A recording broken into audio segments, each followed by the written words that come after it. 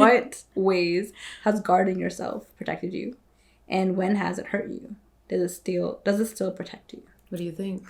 I think context matters. I mean, always, but particularly for this question. Like, I think guarding myself hasn't protected me from being hurt, if that's what you're trying to avoid. I think it's just changed the kind of pain. But I do think, like, boundaries are necessary just in relationships. So when I think about, like, a work context, I think that I show up particularly differently there because of the context. But I don't know. I think that learning how to be, like, not less guarded, but, like, how to be more vulnerable, even with guards present, or, like, boundaries or whatever, like, limitations around, and maybe is the pivot. So less guards up, more just, like, strategic sharing. I know I sound like an HR employee, but I don't know how else to explain that. And you are. Right. But that's how I see it now. What about you? Read the question back to me. In what ways has guarding yourself protected you? And when has it hurt you? Does it still protect you? Yeah, that's a hard question. Right? I don't know. I think I feel like you just have a really clear answer. Like, yeah, guarding yourself is protect. I don't know if I don't know what it would be. If anything, it's like it could make it hard for me to be in relationship with people. Yes. And if anything, like, it might make it hard to, like, build community, all those things, right? So I think it hurts in that, like, you might have less community depending on how guarded you are or why you're guarded. Yeah. So I think more of it is, like, I mean, given the premise of the episode, right? Like, there's so much community you get from just sharing an experience you have with other people who share your experience. The less you do that, the more isolated you are. So I think less so now. I don't think it has protected me in the ways that I maybe thought it protected me. Yeah. I definitely think that when we were younger, you had to guard yourself in a lot of ways. Like, that was what was perceived as protection.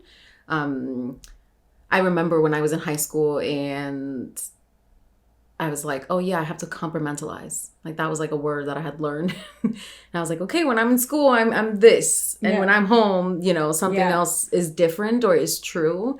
And that did support me in that particular moment in time. But as I have, like, aged, like, oh, okay, I can let my guards down just a little bit more and kind of see what happens and what shifts.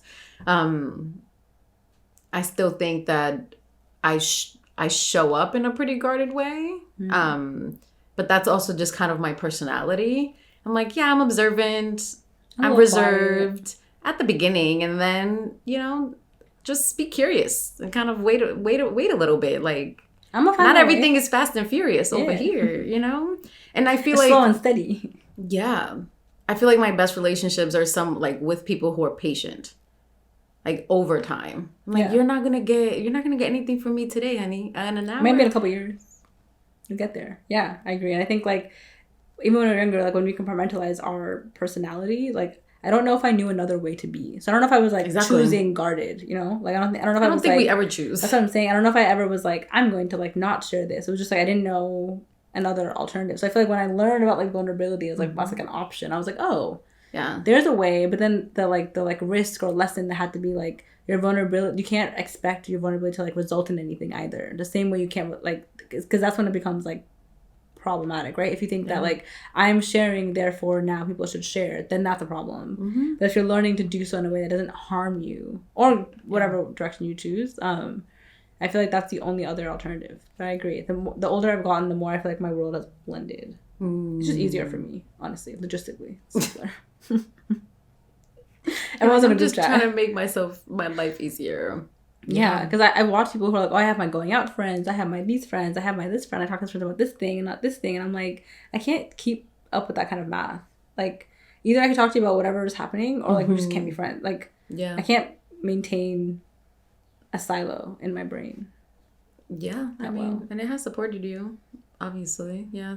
When I think about guarding, to me, it's about safety. Yeah. Like, do I feel safe here? Yeah. Do I feel like I can be vulnerable here? Yeah. Sometimes you have to risk your idea of safety to get closer to somebody, right? Because my idea of safety might actually mean that I don't say anything. Actually, in this space, I'm going to show up as quiet because that is what feels most safe. But maybe, in a smaller environment, maybe in a one-on-one setting, I have a little bit more risk that I feel freely to take. Yeah. But so to me, when I think about that question, I always think like, do I feel safe? And am I trying to make myself feel safe? Yeah. It always comes down to safety. Allow more of that to happen for you. Exactly. That makes sense. Yeah. And I feel like safety is something that we don't often talk about, but it definitely impacts everything around us. Like the first decision I'm making, I'm like, are you safe or you're not safe? Are you safe or you're not safe? Yeah, I don't know if I have that as like a conscious thought. I feel like that happens a lot unconsciously. It happens only consciously if it's relational for me. Say more. Like, I don't think about it at work. If that makes sense. Like, and it's, like in my head, I'm like, this is a job. I'm working here. But I think about like bringing people into my life, like my not my work setting, because I can't necessarily control who comes in and out of that environment. Right. But if I'm like, for example, like who comes into my home, who am I sharing things I'm unsure about with when it comes to that kind of stuff. Like, my first thing is like, are you a person who like, who's gonna give me balance? Who's gonna give me space? Are you gonna tell me I'm wrong? Like, what's the like? Are you a safe person? Like, yes, physically safe. Like, are you gonna harm me? But also like, does me sharing something I'm uncertain about then now cause you to like like tell a different story about me, that kind of stuff. I think it's like how I determine safety, also then guardedness. But I think the way guarded looks has also shifted. I don't know if people read me as guarded. I know what I'm doing, but I don't know if it's received. I think people receive me much warmer, even though I know I'm like not sharing, like not sharing anything. So you're like, I'm stiff. Oh, 1,000%. But I know how to like play. I know how to be in a room, right? So like you might not read me that way, but like I know I'm being guarded because I know myself. Like of course, of course.